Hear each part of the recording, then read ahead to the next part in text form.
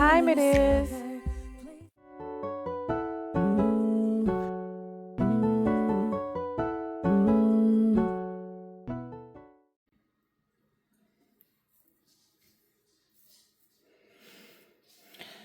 Well, procrastination is the gift that keeps on giving. It is currently 9:59 p.m. I've been working on trying to get this video done for most of the day. Hey everybody, just doing a little self-care so I look good and feel good. And I do a little story time. I'm a grandmother. And I used to have long hair. I had locks twice. This is my third time. And my granddaughter, I only have one granddaughter. She said, "Sugar Mom, I want your hair to be long again."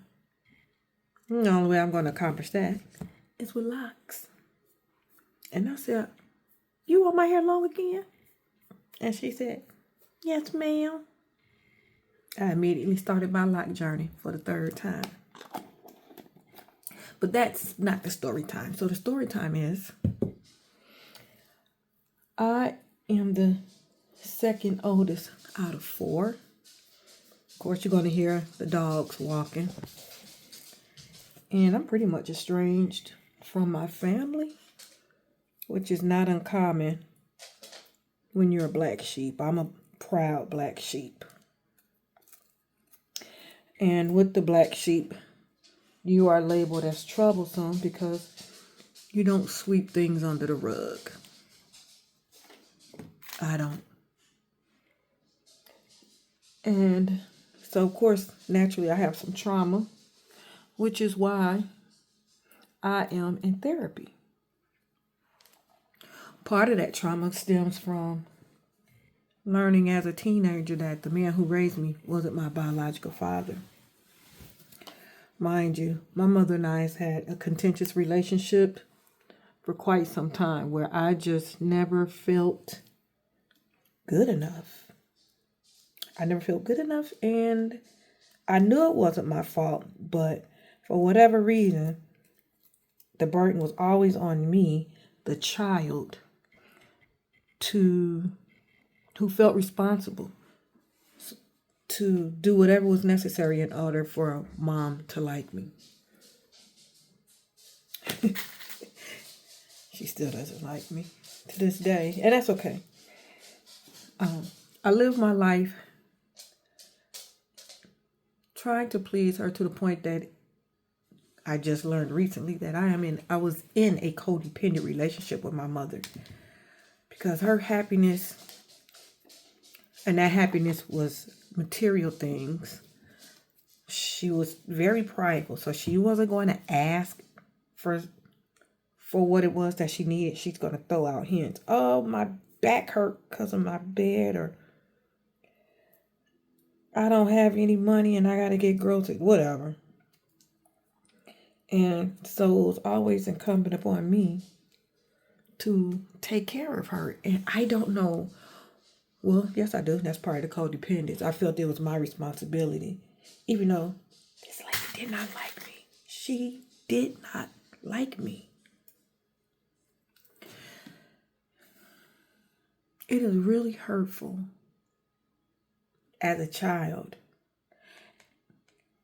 and as an adult child, realizing that there is nothing you can do, there's nothing you can say that will warrant a relationship with somebody who doesn't want a relationship with you. So last year in therapy, my therapist asked, "Why do you feel responsible for taking care of your mother?" And I said, "Well, if I don't take care of her, who will?" So my therapist asked if my mother had dementia. Nope. Does she live on her own? Yes. Does she still drive? Yes. So why do you need to take care of her?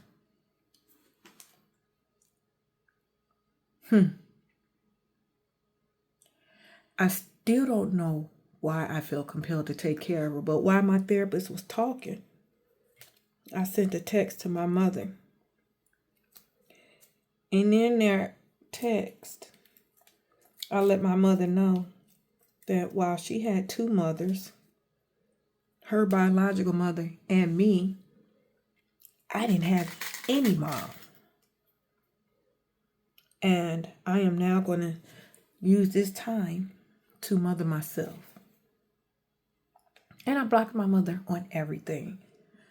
Now, before anyone gets an attitude of, you only got one mama. Yep, and she only got one daughter named Bree.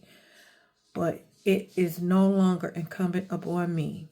It is no longer my responsibility to salvage something that was never there.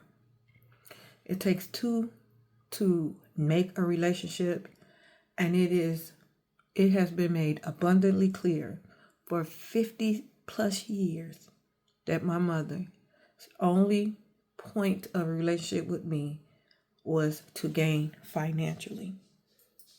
I don't care if it was $20. She gained, I lost. I didn't get anything. And it's so funny because it's not funny, but I had this realization where I thought my brothers were treated better than me. No, actually, she emotionally neglected them too. But because I was the one who was vocal about her treatment, I was the one that incurred the wrath. So my brothers are pretty passive, and I get it because you want a peaceful existence.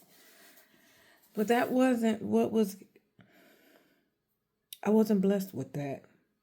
I was burdened with being a bad person, and by that I mean being compelled to speak up when there's an injustice in the household. And because of that, later on I was perceived as a troublemaker in the family. But isn't that how it is when you're the black sheep? But the black sheep isn't a troublemaker. They're the truth tellers. They're the ones who sound the alarm when other folks want to keep it under the rug. And the black sheep pull that carpet back and go, no. They expose. We expose. Exposure is ugly and it hurts, and you got to be ready for that. And a lot of families, and I'm going to speak on the black families because I don't have experience with other racial demographics, but particularly I'll say minorities. We like to keep stuff close to the chest, keep it in-house. Naturally, I grew up to be angry, isolated, built up walls. I learned that if anybody is going to defend me, it's going to be up to me. Only Bree can save Bree. I've never had an adult come to my assistance as a child. And out of that was born the desire to defend the underdog. And that's still with me to this day. If I see an unjust act towards someone who isn't in the wrong or bullying, I speak up. And the beautiful part, my kids speak up too. It's not an easy life being a black sheep. And I thought I was okay. We tend to, because we didn't have any control growing up, we tend to become control freaks growing up. And I was definitely me. I was definitely a control freak. But because of the disappointments and being let down by the adult people in my life, I had these impenetrable walls. I was angry, extremely sarcastic, and I learned that weaponizing sarcasm is a form of abuse. And ever since I've learned that in therapy, I have been intentional about being sarcastic. I'm hardly sarcastic anymore because I was just shocked that that could be viewed as abusive. Now, don't get me wrong.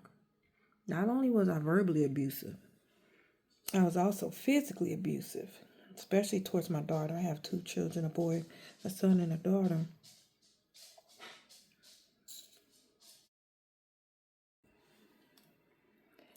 And I end up going from becoming prey to being the predator. And I perpetuate physical abuse against my daughter. It's not something that I'm proud of. And, you know, it's funny. I didn't even realize it because I was trying to survive.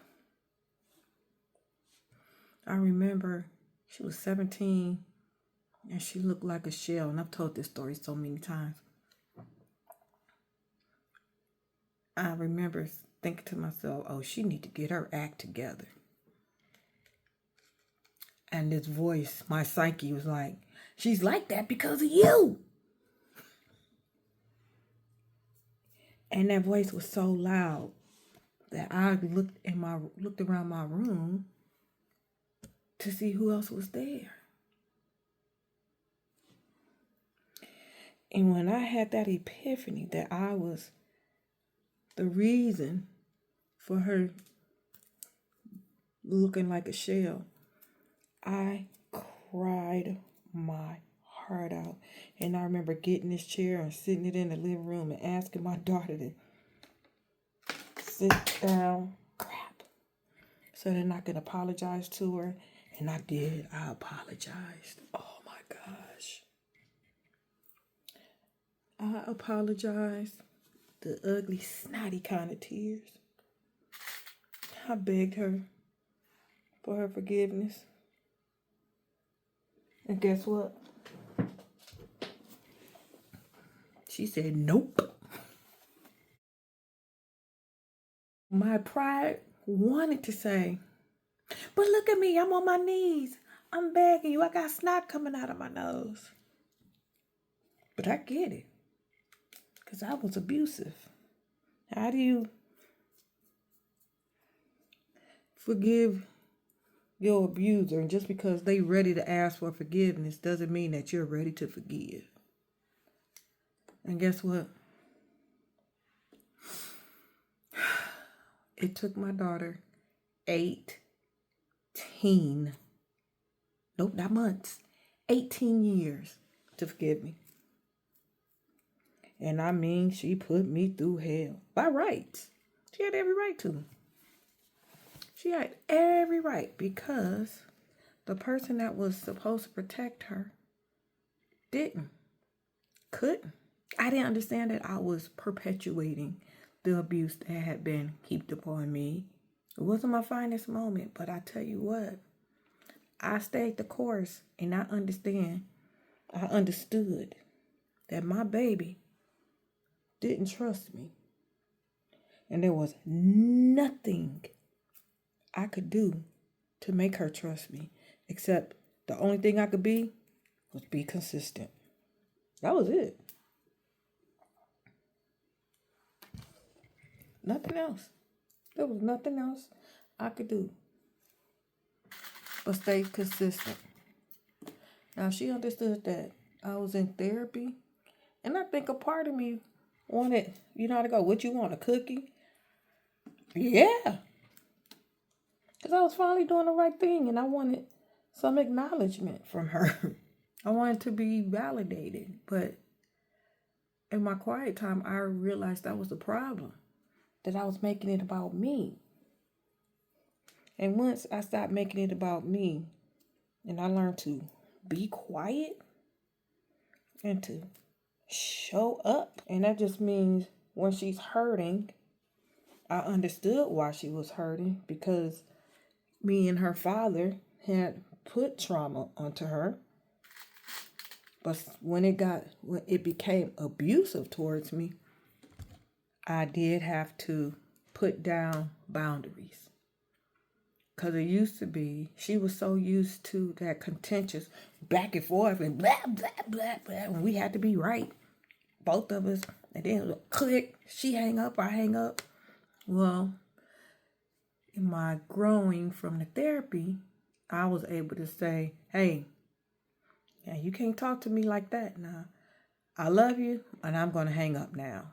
I stayed the course. And then she stayed the course. And then we stayed the course. So even if we don't see eye to eye, it's okay. Because I know she's not going anywhere. And she knows I'm not going anywhere. Because we used to be each other's trigger. And I mean, it was bad. We can do 2 days of talking to each other, and then we can go months without speaking to each other. Because it was just bad. Now, I wake my baby up every morning for work. It was at 5 o'clock in the morning. 5:45. Now I'm waking her up at 5 o'clock in the morning. My baby just moved. My baby got a new car. And I'm so proud of her because she's moving out of fear. She is understanding that she is deserving of good things. She deserves to be successful. She deserves to be happy. She knows I'm still in therapy. I remind her, I don't tell her. Sometimes I do ask her, has she found a therapist? And she go, instead of her being defensive, she go, no, but I'm still looking. And I just say, okay, well, use your zip code. And if you want, use your zip code and Google psychology today. Not your zip code, your area code. Life is good. I do not talk to my mother. It has been 1 year and 4 months. Do I miss her? Absolutely not. Because when I think about it, when I think about her, I get angry because I think about what I didn't get. I didn't get a mom, didn't get encouragement, didn't get hugs, I didn't get much. Back in the day, I had a psychic. I would go to her every month. This isn't up for a debate about it being demonic. I'm talking about back in the day. I went. And I was lamenting about my mother not loving me. Now, whether or not you believe in psychics, that's cool. But her words to this day, it wasn't future, or she wasn't foretelling a future. But to this day, it what got me through when she said, sometimes the only job a person has when it comes to their kid is to bring them safely to earth. Your mother was your vessel to get you here, and her work is done. Now, at that time, I was in my 20s.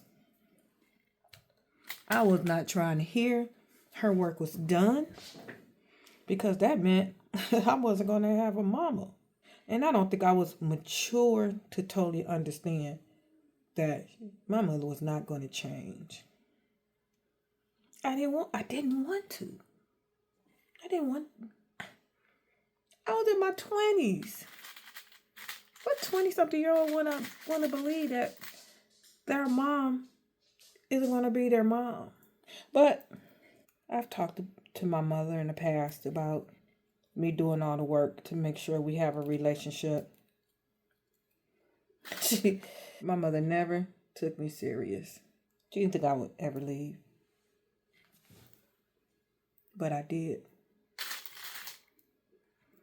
And I had to, because the last time I spoke to her, she dogged me out so bad that I cried like a child. I became a kid again.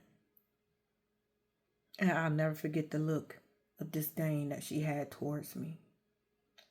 Because I said that I wasn't going to attend a family reunion. And my mother looked at me, and I was talking to my brother and my aunt, and I told them, but have fun. I'm not going to be a part of the planning because I won't be there. And there wasn't any malice or anything like that. I gave my mother the phone because my brother and my aunt was still talking.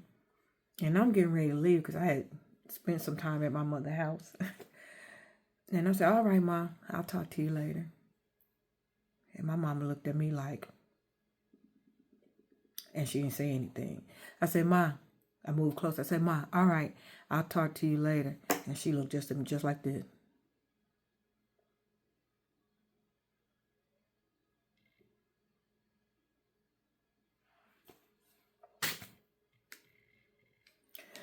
That was burned into my head. I'll never forget it. And I remember walking down the hall after I left our apartment, trying to shake it out of my head, shake it out of my thoughts, my memories. I couldn't. I'm crying in the elevator, and I'm crying as I walk through the lobby, and I'm crying as I'm going to the car, and I called my wife, and I was crying. I couldn't shake it. I'll never, ever be put in that position again. She will never, ever look at me like that again.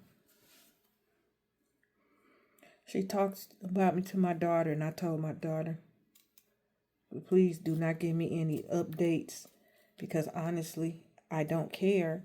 And I don't, because I have to care for myself, and I don't have the capacity to care about her and myself. I don't. Because I had chose her for so long and neglected myself that now I am learning how to love myself without apology, without the guilt. This will sound cruel. Should my mother pass before me, I don't need to know. And I say that because when I made the decision to go no contact, I started the mourning process. I mourned what could have been, what should have been, what wasn't, what will never be. I just don't have it in me. Oh, man. I had my tracker on wrong. Regarding my biological father, I did attempt to find him. Unfortunately, my biological father has been gone for 13 years this year. And I have a biological sister who doesn't want anything to do with me. And I get it. Your dad was fucking around while he was married to your mom. I get it. It wasn't my fault, though. So at this time, I'm telling y'all my business because there's a lot of us older people who are walking around rejected and dejected. And we can't move forward because we're living in the past and we're not sure as to why. And for a lot of us, the trauma is still deep, reigning supreme.